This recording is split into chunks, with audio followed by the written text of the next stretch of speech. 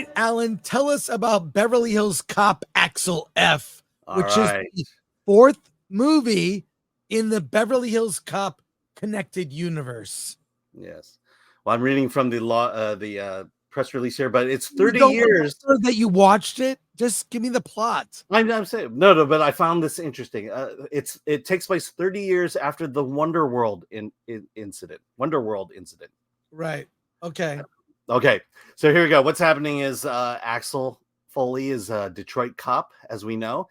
He's gotten very old, and he took a trash truck and ran it through the streets of Chicago, destroying property just to catch the bad guy.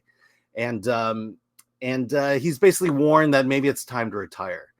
As Axel thinks about it, he gets a mysterious phone call from Rosewood, from Beverly Hills. He's in trouble, and his daughter Jane is in trouble. Daughter Jane is now a lawyer, a defense attorney in Los Angeles. She's representing a young client named Enriquez. He is framed for the murder of a police officer, of an undercover police officer, and he's about to go to jail for the rest of his life. And as Jane begins to delve further into the investigation, she's gaining notice of the wrong people who try to kill her. And in the process, then Axel goes to Beverly Hills to return to his buddies there and save the day. And that's Beverly Hills Cop, Axel F. Now, this movie is on Netflix. It's playing, oddly enough, in a couple theaters in LA. It's at the Egyptian and one other AMC theater. But this is a Netflix, direct-to-Netflix movie that feels like what we would describe as a direct-to-video or a TV movie. I want to add, first of all, by the way, Eddie Murphy looks great. Yeah. Eddie Murphy is channeling younger Eddie Murphy for this role. So he's really good. The script, it's a bit mixed for me. I mean, I don't know what my expectations would be. My feelings about this movie are kind of the same as Roadhouse. Roadhouse, I had fun watching it, and I have to admit, I kind of had fun watching this. I had fun. But I'll say the Botox and hair dye budget for this, you got Paul Reiser. I barely recognize Bronson Pinchot as Surge, right? Surge, like, oh my God, that's right. Surge was a character. Judge Reinhold as a detective and John Ashton, they all look so old. Everyone could say, I'm getting too old for this shit, except for Eddie Murphy. Eddie Murphy looks amazing, but all the other people in it, they look as best as they could with all the help they could get. So I felt a little sad. There's Joseph Gordon-Levitt plays his daughter Jane ex-boyfriend, who's also a cop. And there is a funny scene with them in a helicopter. I gotta say, the effects in this, they really did like amp up the effects, but my expectations were really low, and it exceeded my low expectations. No, I'm serious. It's how I felt about Roadhouse. Roadhouse? It's not a franchise. Beverly Hills Cop, look, it's not Star Wars. It's not a Marvel movie. It's whatever, like a Bad Boys film. But this easily could have been in a theater. Easily. I don't know why it wasn't a wide release in theaters. Huge mistake. And it's here's what I'll say. It's fine. It's fine. Which is like a lot how I feel about a lot of Netflix stuff is like, it's fine. Yeah, nothing really stands out much from coming from Netflix. The other thing is, you don't know why it's not in the theaters. It's on par for what Netflix does. That, I've been talking about this for years. A friend of ours on his show talks about this all the time. But Netflix just won't put movies out in theaters. It is, right. They feel like movie theaters cannibalize their subscriptions. and they refuse. They absolutely 100% refuse to put movies out of the theater.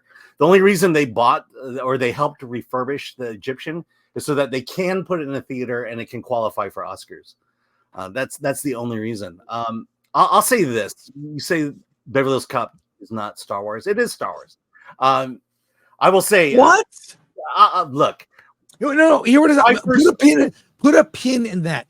Yeah. What Beverly Hills Cop did, that Axel F paid more respect to the legacy characters from the Beverly Hills Cop series than Star Wars.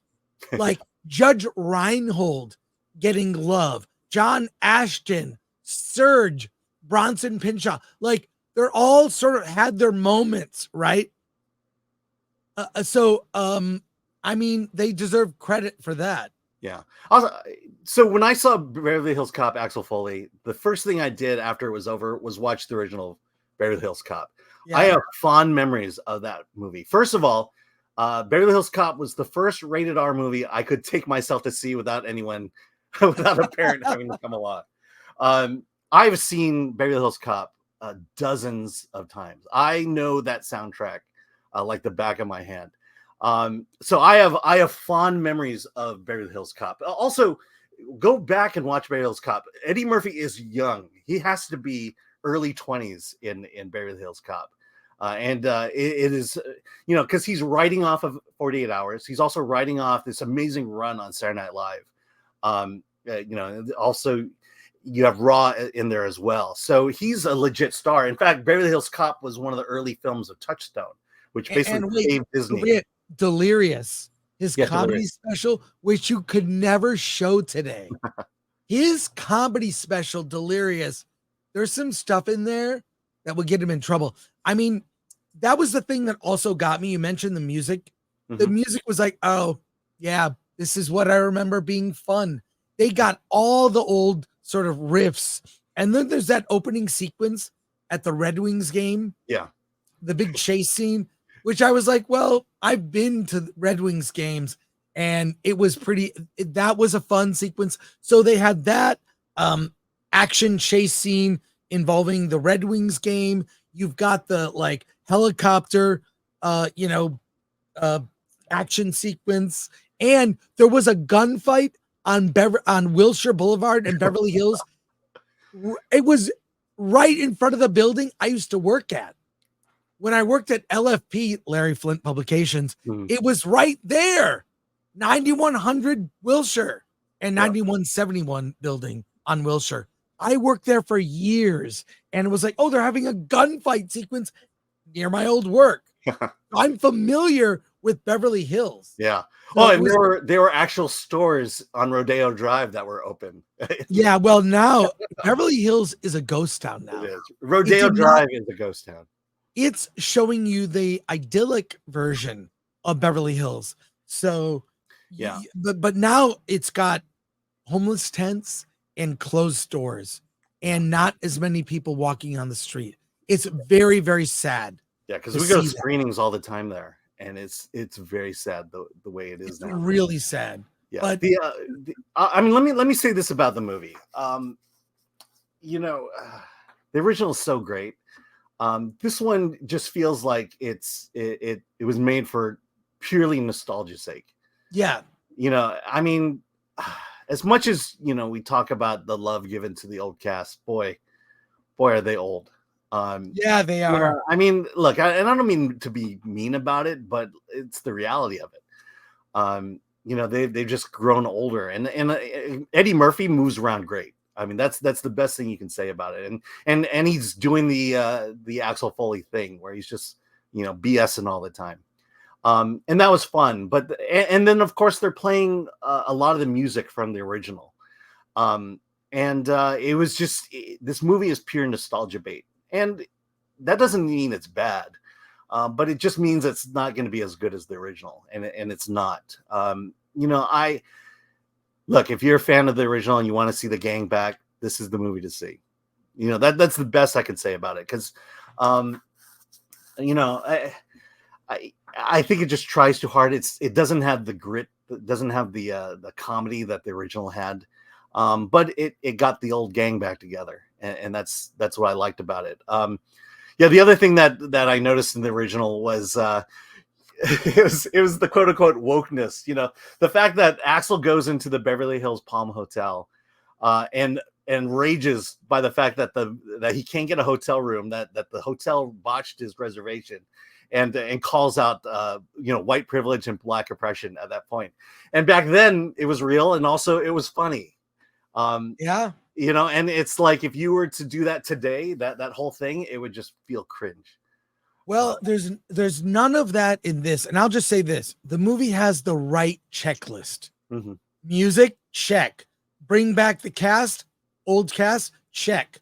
Respect those characters, check. Eddie Murphy doing what Eddie Murphy's good at, like goofing on rich, weird people, check. Yeah. And Eddie Murphy looks the best of all of them. Mm-hmm. Yeah, I thought that was funny because in the original he's calling out the weirdness of people living in Beverly Hills. Yeah, and nothing's changed. Nothing's changed all the today. same. But what I'm saying is there's the checklist of things you would like, devoid of the checklist that we all find annoying, frankly. Yeah, so they definitely remembered what we liked about the original and brought it back. Yeah, here's what you like about the original. We're going to give you a ton of it. And on that level, it succeeded. Yeah, I would have liked to have seen it with an audience. Watching it on my TV, it was fine. But these movies, because they're kind of just dumb fun, would be fun to see in a theater with a group of people on a Friday night, whatever, all having a good time. So I recommend it. I recommend it for sure. And I give it a bear recommendation. Yeah. A bear, like BEAR? Yes.